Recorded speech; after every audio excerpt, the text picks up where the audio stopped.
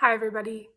My name's Annie Diamond, and I'm a coach and a teacher at Enneagram for Wholeness. I was trained in the narrative tradition, which was a wonderful and joyful experience. And you can find me online at enneagramforwholeness.com. Today, we are going to explore the defense mechanisms of the types. And we're going to do that because the defense mechanisms are part of the personality system that we can talk about that helps us to protect the most vulnerable parts of us. And whether or not we believe it or not, we do have quite a lot of vulnerable parts. Whether or not we identify with them is a different matter.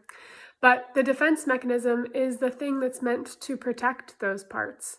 And what can end up happening is that in the protection of those parts, we end up becoming victims of our own defenses. We cease to have a kind of agency that protection was meant to give us. And so in the personality, we turn in on ourselves. And though it meant well, the personality can end up doing the exact opposite of what it's set up to do.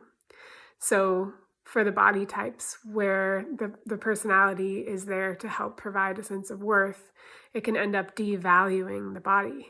And where the heart center is set up to help have a sense of love and connection, it can introduce a sense of not being able to be in the flow of giving and receiving love. And where the head center is set up to provide security, the constant scanning and use of the head center can make the world actually feel like a much more threatening place. So we're going to get into it today. We're going to talk through the defense mechanisms, but we're not just going to talk type by type. We're going to talk center by center, because I believe that the centers are actually really the key and the way into understanding the depth of what's happening in each of the personality systems. Okay. So we've got the head center, we've got the heart center, and we've got the gut center. The head center is often called the thinking center, and the project of the head center is safety and security. We'll talk more about it and the defense mechanisms found there in a bit. The heart center is often called the feeling center, and its project is love and connection. And the gut center, often called the doing center, is the center that's interested in worth and belonging. That's the project for them. And so the thing is about these centers that we have all of them. So we all have heads, we all have hearts, we all have bellies, and we have the gifts inherent in each of them. So we have the powers, the intellectual power that can be found in each of them. And we also have the vulnerability that can be found in each of them, right? We all need safety. We all need love. We all need worth and belonging. But the personalities crystallize around the project of one of these centers. So for the 5, the 6, and the 7, the personality has crystallized around the head center project of security. And for the heart center types, the project of love and connection is where the personality gets its drive. And same with the gut types, the 8, 9, and 1, they're doing, and their personality is driven by this need for worth and for belonging. And so it makes sense that because the great power of each of the centers is there and also is protective of the great vulnerability of that center, it makes sense that the defense mechanism for the head center, the heart center, and the gut center would be a defense mechanism that utilizes the capacities and the gifts that are found in that center. So as we go through today, we're going to talk about how each of the defense mechanisms, the head center defense mechanisms, the heart center defense mechanisms, and the gut center defense mechanisms are centered in the center that they're found because they both utilize the gifts of that center, which is to say the powers of that center, and they protect the vulnerabilities of that center. The problem is when we get so stuck in that center that we can't utilize the gifts of the other centers, and we overprotect this vulnerable part of us to the point where we become victims of our own protection. Now, let me say, anytime you use the word victim and you pair it with sort of mental health or mind language, it's really important to know that the reason we do this is to discern where we are actually unsafe, where we are actually in unloving territory, where we are actually being told that we don't belong, so that we can find places where we do belong, so that we can find places where we are beloved, so that we can find places where we are safe. To talk about the way that our personality re-victimizes us is not to say that there are not victimizing circumstances that exist outside of us. That is absolutely not the case, and it's anti-realist. I'm not an anti-realist in any sense of the word. It's really important that we know that not everything is a matter of mind. How we approach things and how our personality mediates things for us, yes, there is an element of mind, but there's also an element of nurturedness by reality.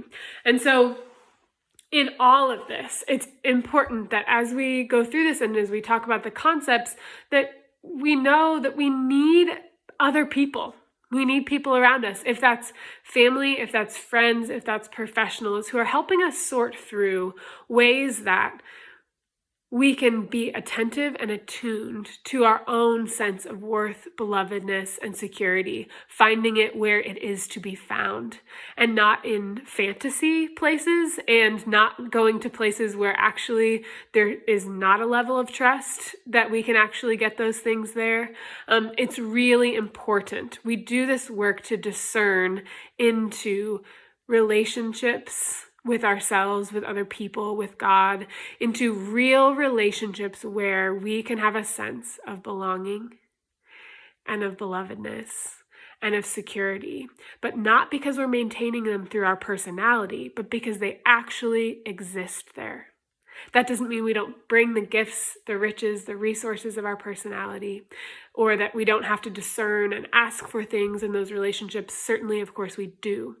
But this is merely to say that the work with the personality and with the defense system is to be in relationships that have the proper kinds of trust and care that allow us to be the humans that we are, which are a combination of vulnerability and power, so that we can properly use both our need to depend and our need to be responsible, so that we can be in these relationships of giving and receiving, of doing and resting.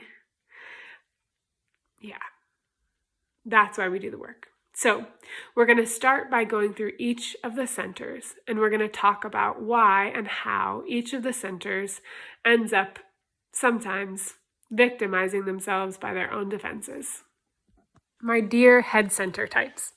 Head center types are incredible at imagining, envisioning, planning, troubleshooting, compartmentalizing, analyzing, understanding concepts. They're incredible. Now, those gifts are the power of the head center. We all have access to them, but head center types tend to overuse them, and therefore that overuse gives them an adeptness and a facility with the head center skills that is pretty incredible.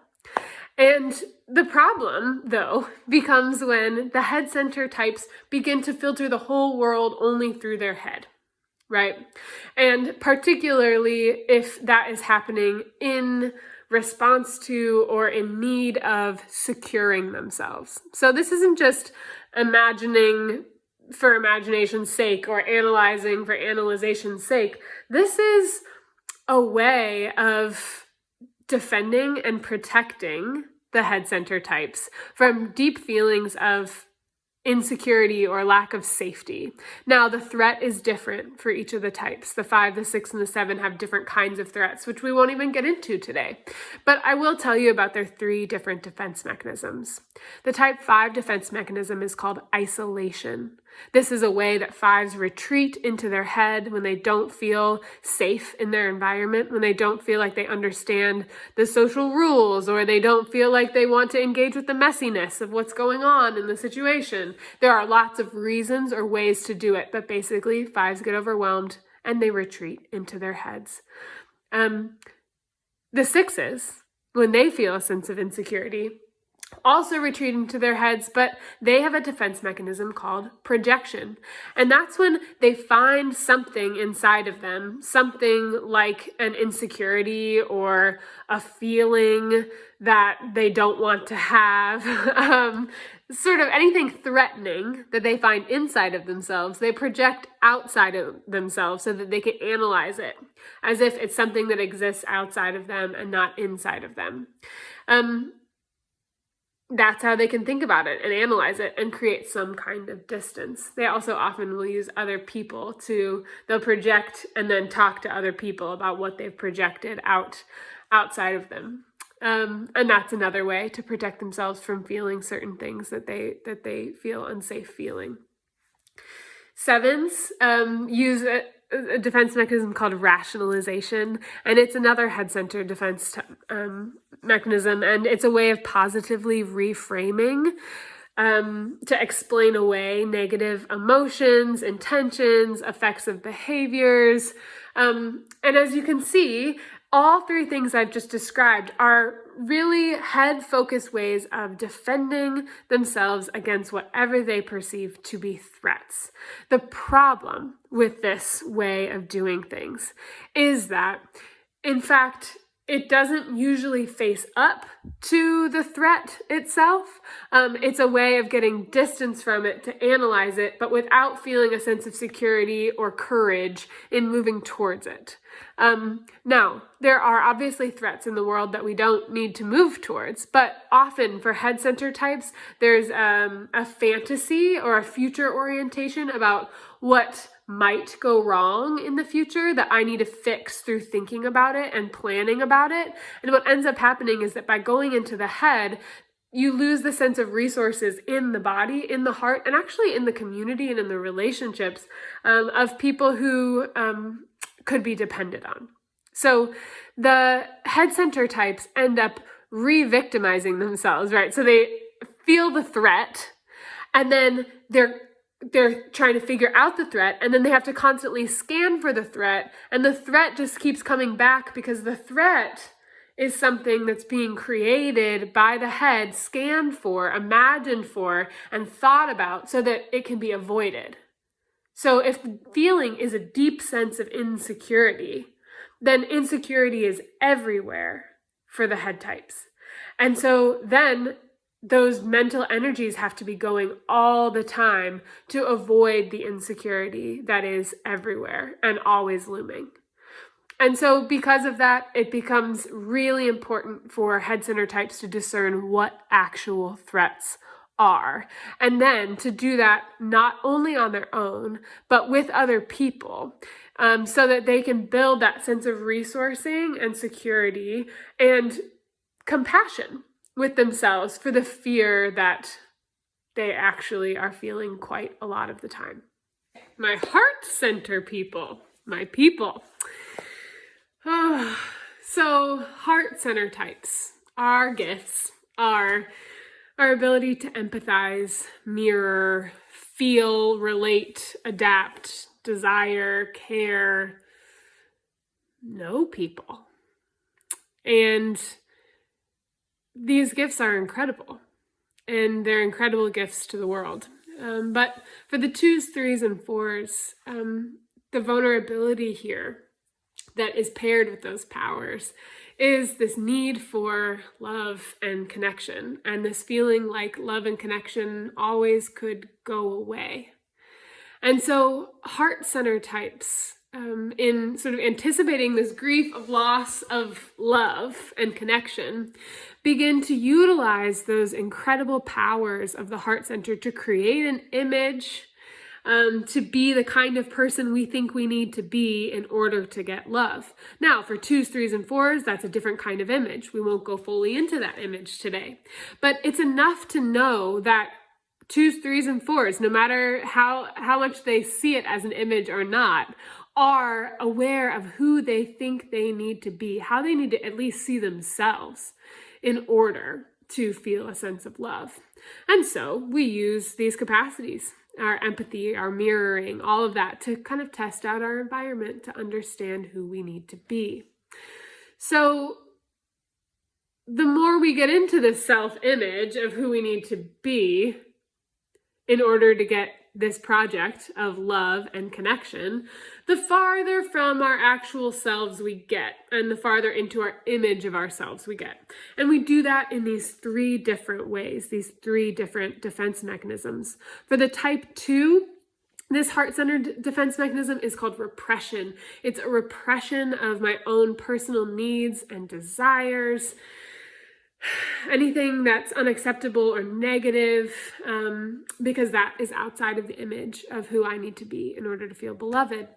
For the type 3, there's the defense mechanism of identification, and that's the use of this heart-centered gift of empathy and understanding what the group wants and needs, and I begin as a 3 to identify with those things, because that's how I get belovedness. And for the type 4, it's a sort of counterintuitive defense mechanism, but it's called introjection. And this is where 4s scan for what is rejectable. And 4s can take that voice inside of ourselves. I'm a 4.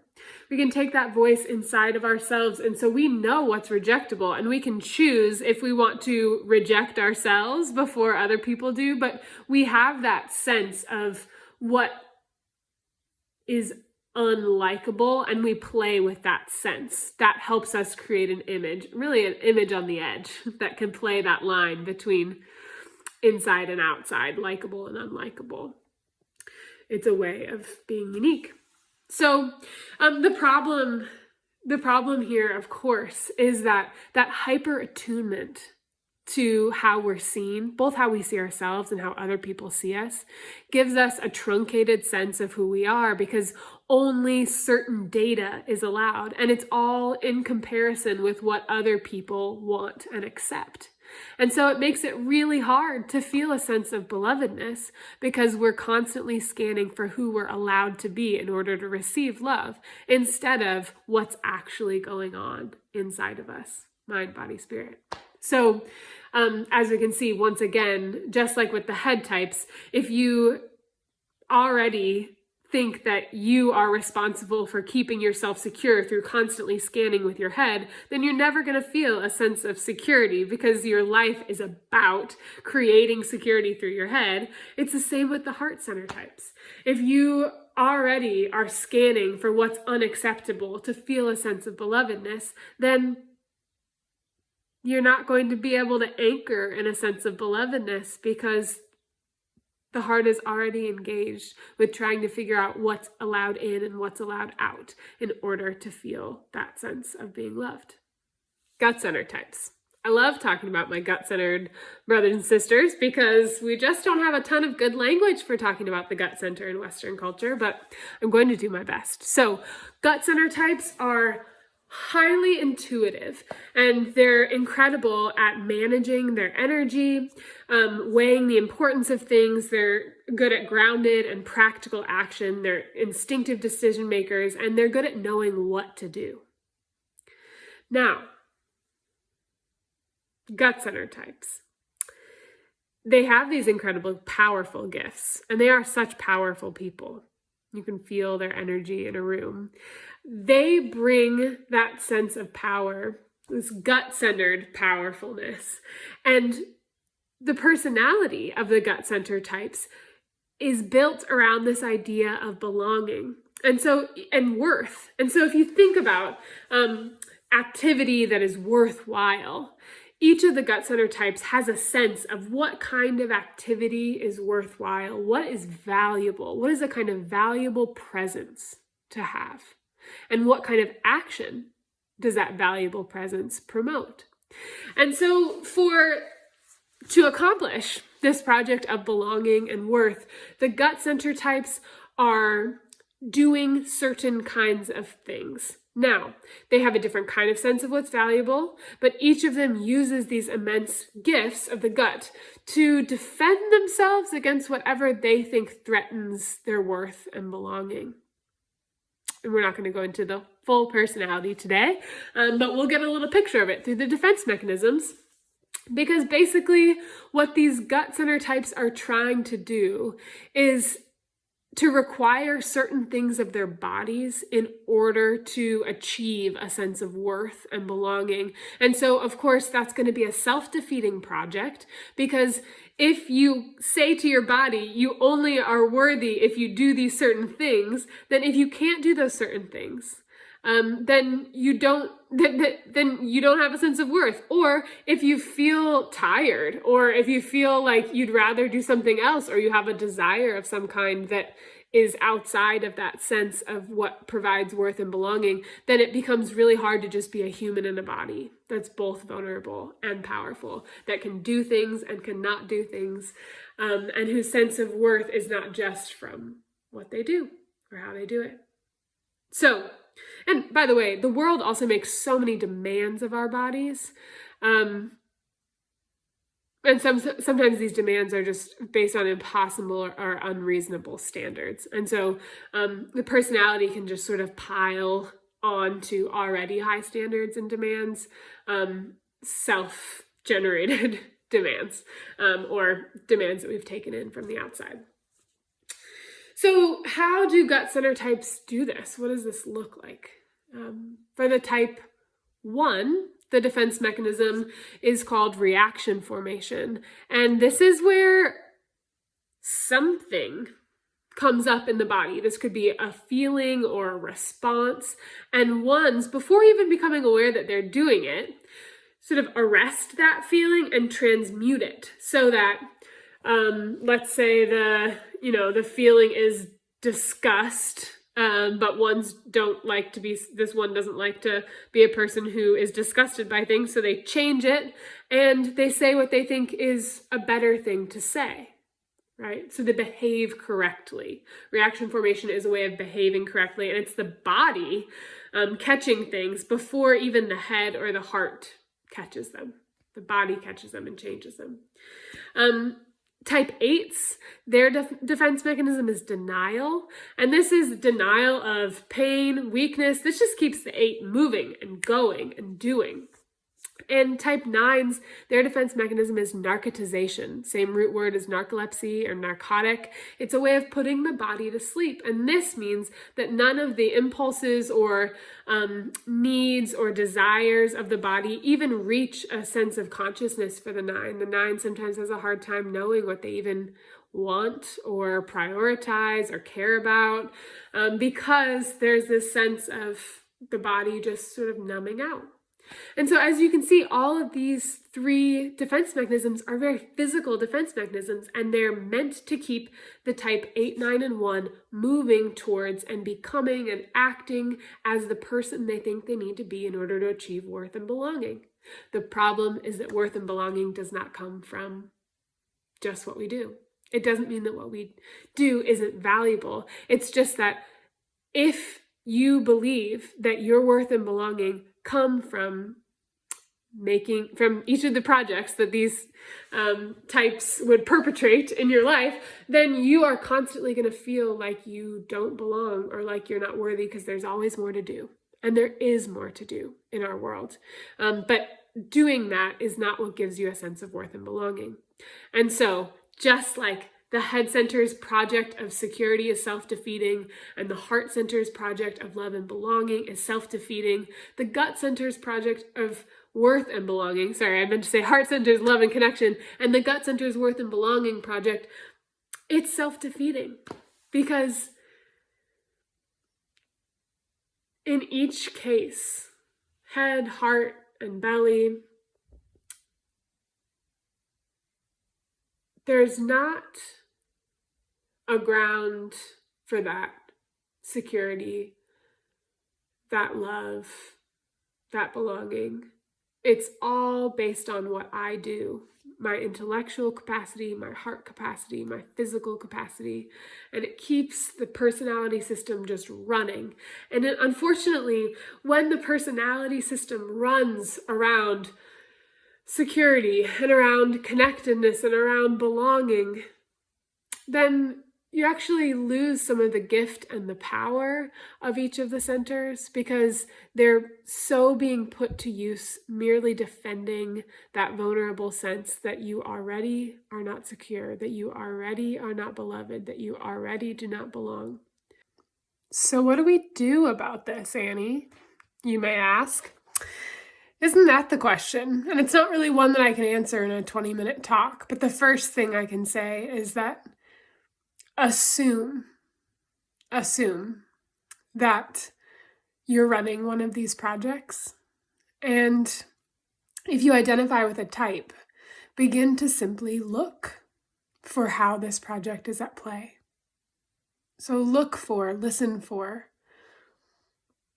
how a need for security or a need for belovedness or a need for belonging or worth is driving the way that you interact, the way that you think and process and explain your behavior in a day, even if it's just to yourself. Listening and being compassionate with that fact is always the first place to start. And if we were to do coaching, that is the first place we would start.